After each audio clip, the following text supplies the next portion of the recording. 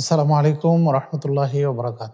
রমজানের এই মোবারক মাসে মানুষ সিয়াম পালন করে। এই সিয়াম পালন করতে গেলে দেখা যায় নানা ধরনের সমস্যা প্রতিকূলতার শিকার হতে হয়। তো অনেক সময় মানুষের এমন হয় যে জুনুবি অবস্থায় তার ফজরের কাছাকাছি সময় হয়ে যায়। এখন এই অবস্থায় যদি সে সাহারি খায়, গোসল না করেই যদি সাহারি খায়, তাহলে তার এই সিয়াম শুদ্ধ হবে কিনা, এই ব্যাপারে অনেক ভাই জানতে চেয়েছেন। আয়েশা রাদিয়াল্লাহু আনহা এবং উম্মে সালামা রাদিয়াল্লাহু আনহুমা থেকে বর্ণিত, তিনি বলেন যে রাসূলুল্লাহ সাল্লাল্লাহু আলাইহি ওয়াসাল্লাম কখনো জুনুবি অবস্থায়, অর্থাৎ সহবাস পরবর্তী জুনুবি অবস্থায়, অপবিত্র অবস্থায় তিনি সকাল করতেন, এটা স্বপ্নদোষ ব্যতীত। আর অতঃপর তিনি এই অবস্থায় সিয়াম পালন করতেন।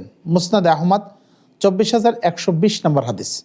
তাহলে এই হাদিস থেকে আমরা বুঝতে পারি, যদি কারো জুনুবি অবস্থায় সাহারি রক্ত হয়ে যায় এবং গোসল করার মতো সুযোগ না থাকে, তাহলে তিনি ওই অবস্থায় ওযু করে তিনি সাহারি গ্রহণ করবেন। এরপরে ফজরের সালাত আদায় করার আগে তিনি গোসল করে নেবেন, তারপর সালাত আদায় করবেন। সুপ্রিয় দর্শক, এভাবে নানা ধরনের সমস্যা আমাদের মধ্যে আসতে পারে। শরীয়ত তার সুস্পষ্ট সমাধান আমাদের সামনে দিয়েছেন। রাসূল সাল্লাল্লাহু আলাইহি ওয়াসাল্লামের আদর্শ থেকে আমরা এটি পেয়ে থাকি। সুতরাং কেউ যদি এই অবস্থায় পতিত হন, তাহলে তিনি ওযু করে তিনি সাহারি খেয়ে নেবেন, তারপরে তিনি গোসল করে তারপরে ফজরের সালাত আদায় করবেন।